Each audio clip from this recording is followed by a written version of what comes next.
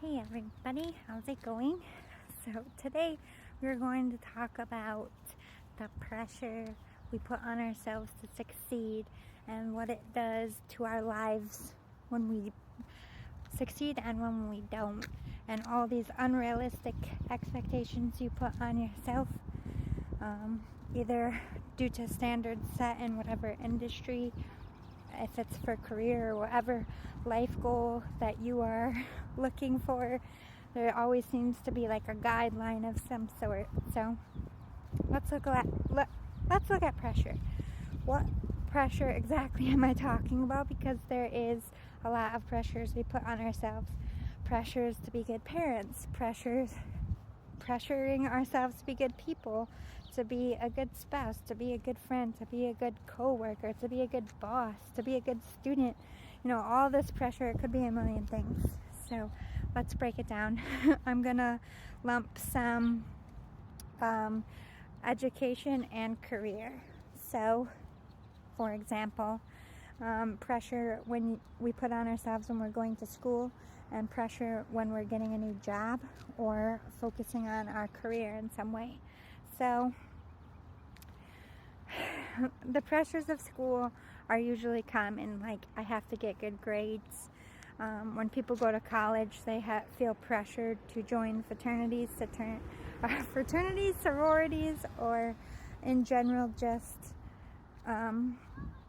trying to fit in with their peers now that they're on their own, because college is usually the first experience you have as an individual outside of your family. It's the first place where you are on your own, standing on your own 2 feet, and that can be very intimidating for certain people, especially introverts. So the pressure to fit in, I guess this could also be in the workplace, like when you start a new job, the pressure to be in the clique of the office or the factory or wherever it is that you work, wanting to be liked, wanting to jive well, so maybe you get a promotion, or so that maybe the teacher likes you, and if you ever need it, an extension, they'll think of you as a good student and give it to you. It's like all these, if I do this, this will happen. If I do this, this will happen. And that's where pressures come from. So if you're in the industry and you're like wanting to make it big, I'm from New York. There's a lot of people around here trying to be musicians and, actors and comedians and DJs and radio hosts and TV hosts, all kinds of stuff. And there's all these things that they tell you that you have to do to succeed. Like if you're in radio, you have to have a catchy voice. You have to have a big personality for people to like you. You have to be able to just chatter to the static waves and hold your own conversation and things. So there's this pressure to create this alter ego on the radio, to become a radio person. But that, if you break down the radio job, you just have to be somebody that people are willing to listen to. You have to have a voice that people can tolerate, and you can't say stuff that pisses people off all the time. So it's not really about how big your personality is. I'm just using this as an example, by the way. It doesn't really matter how funny you are, what big personality you have, and yes, those things do help you in your career in advance, but I feel majority of people's alter ego in the industry come from experience and time. So you can't just start with your alter ego. I feel like that sets us up a lot to fail, listening to these rules and these standards and these expectations and putting that pressure on yourself to be a 4.0 student, for example. Not every person has the capacity to be a 4.0 student, and everybody tries to reach that goal. That's the ultimate goal when you go to college. When it's high school, like most high schools now do 4.0, that kind of grade stuff to get them ready for college, but other places, they stay with the ABC. The goal is to be an honor roll student, right? To have all these grades so that a college will like you and accept you. See what I'm getting at? All these things that you have to do to be liked and respected and valued as a person.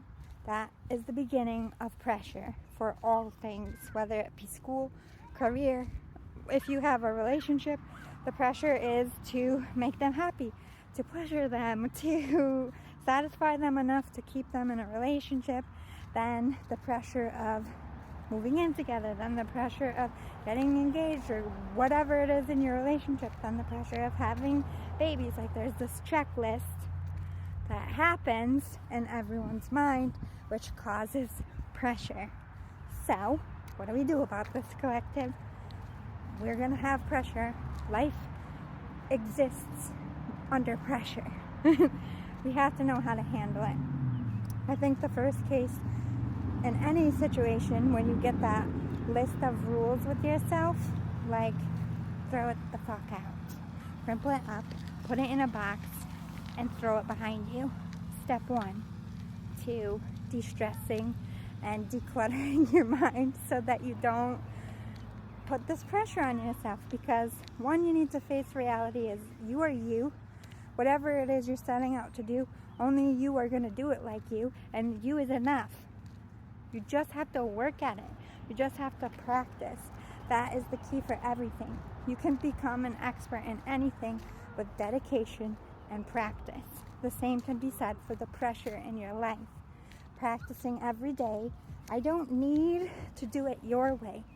I don't need to fit in industry standards. I'm going to create my own industry standard. That's what all the greats do, and whatever they're in. Do you think the greats step up in any aspect? Maybe when they're young and they're trying to mimic artists that inspire them.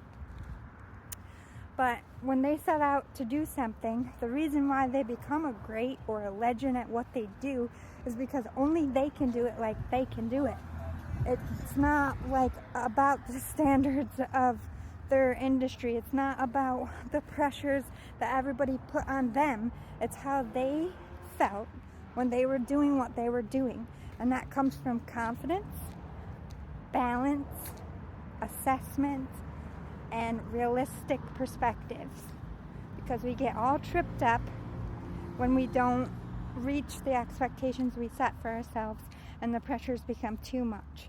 You see it all the time in the celebrity world. Like, they finally get their dream, they get a couple good albums in, and it becomes, I gotta do better than my other album. I gotta keep upping myself. And they become a competition because that competition is all they have. They have succumbed to the pressure of, I need to be liked. I need to succeed or I am not a success. In their mind, it doesn't matter what they did in the past. It's never enough. They're chasing something that they can't fulfill in themselves because the pressure has become more than their life. Their pressure for a better album, their pressure for a better image, their pressure for freaking brain injury. I hope you guys are with me. I'm sorry. I'm saying all the wrong words this week. If you haven't been following my channel, I have a brain injury, and there's a trip up that I'm trying to heal between my mind and my mouth. It's also Mercury retrograde. Anyway, they get succumbed to this manifestation of, I'm only as good as I am right now. It's the biggest lie you can tell yourself. You become greater than yourself every day. You wake up and become a greater version of yourself. It doesn't discredit what you've already done, and the only one that can tell you that you succeeded is yourself. So if you're feeling like a failure in your industry, if you're feeling like you're not doing enough, that's coming from within. That's not a realistic projection of reality. And when you learn to accept this, you can learn to change your perspective in your life, regardless of what it is. So say you are in that industry and you get that pressure of, oh my God, I have all these adoring fans. I need to make a fucking album or I'm going to fade away and be irrelevant, or they're going to think I'm a poser if I change my sound. Yada shmada, blah, blah, blah. Whatever it is, the pressure we put on ourselves projects lies in our mind that project unrealities in our unrealistic realities in our life. So if you're always chasing the next #1 album, usually your writing is shit. Usually your music becomes engulfed in one traditional sound. the true, genuine people who make